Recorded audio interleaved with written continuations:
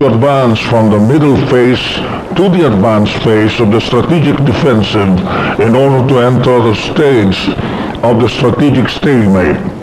It has a sound basis for the rapid advance of the revolution because of the tempering and accumulated experience of the revolutionary forces and the desire of the people for revolutionary change because of the worsening crisis of the ruling system and the escalating oppression and exploitation. The wide, reliable rural mass base of the CPP and NPA is constituted mainly by the peasant masses who participate and benefit from the various stages of the agrarian revolution. It is a solid foundation of the local party branches and the local organs of political power.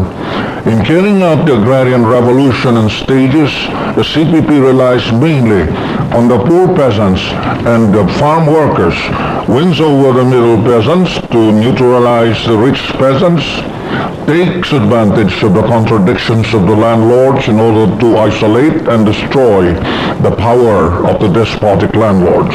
As a result of the advances in armed struggle and mass work, the CPP has been able to establish and develop the people's democratic government in the countryside.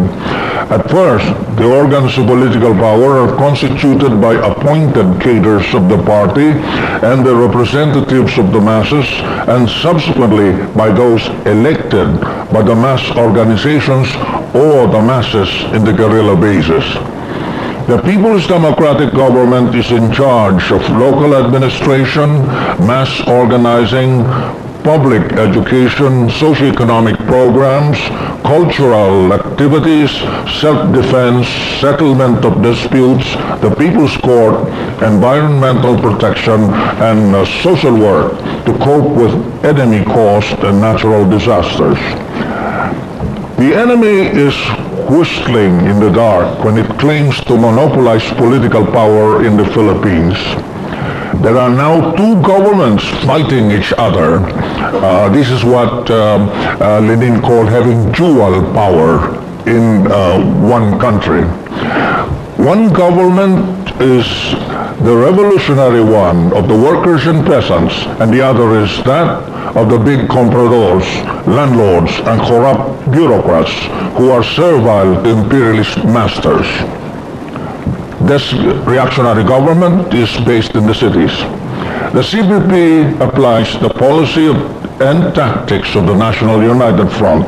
It relies mainly on the workers and peasants, wins over the petty and middle bourgeoisie, and takes advantage of the contradictions among the reactionary classes in order to isolate and destroy the most reactionary clique of the big compradors, landlords, and bureaucrat capitalists.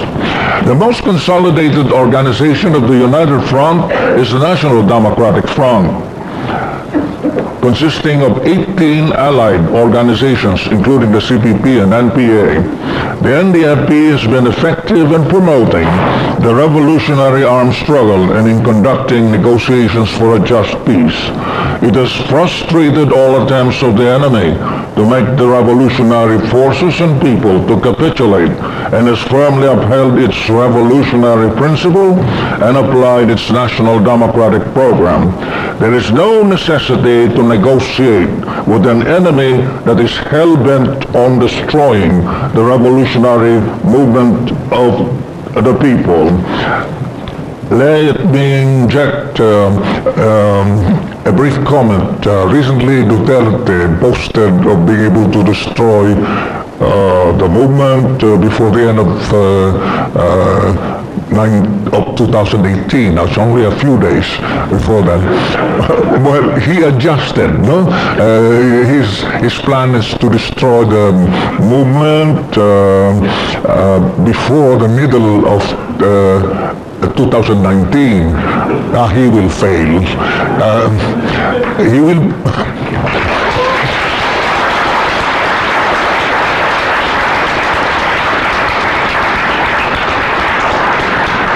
He will fail because of the revolutionary forces and the people, as I have described.